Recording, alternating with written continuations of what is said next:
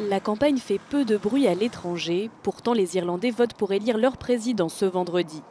À 77 ans, Michael D. Higgins est candidat à sa propre succession.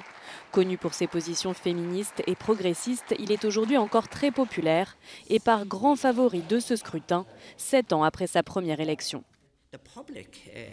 Les Irlandais sont intéressés et impatients d'entendre les propositions des candidats concernant les enjeux mondiaux, le changement climatique, l'inclusion, les nouvelles menaces de guerre ou encore les armements. Michael Higgins est crédité de 70% des voix selon les derniers sondages. Ses 5 adversaires, peu connus du grand public, sont loin derrière. Le principal challenger, l'homme d'affaires Sean Gallagher, est lui crédité de 14% des intentions de vote. Les candidats critiquent notamment l'âge avancé du président et pointent du doigt un manque de transparence quant aux dépenses de celui-ci. Son rôle étant principalement cérémonial, il se déplace régulièrement à l'étranger.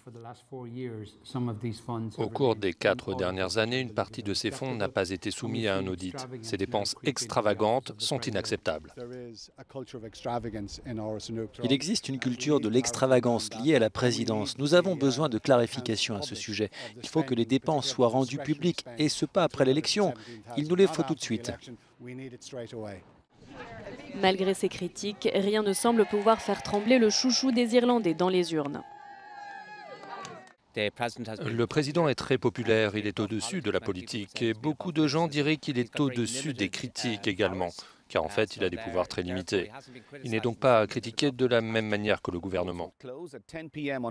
Les bureaux de vote fermeront à 22 h ce vendredi soir et le décompte des votes commencera à 9 h samedi matin.